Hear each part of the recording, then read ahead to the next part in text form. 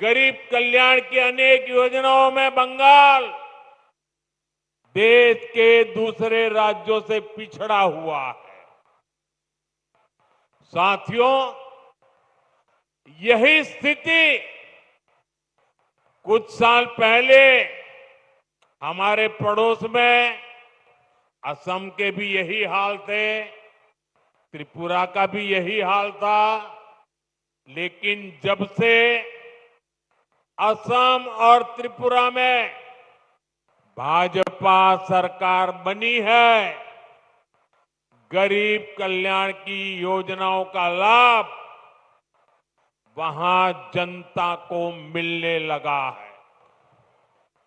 आज इन राज्यों में हर घर जल यह काम तेजी से चल रहा है।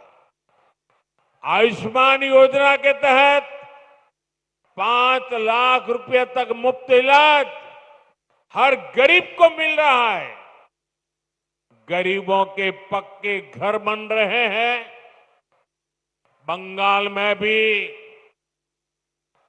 जनता तक सारी योजनाओं का लाभ पहुंचाने के लिए जरूरी है कि यहां पश्चिम बंगाल में भाजपा सरकार होनी चाहिए।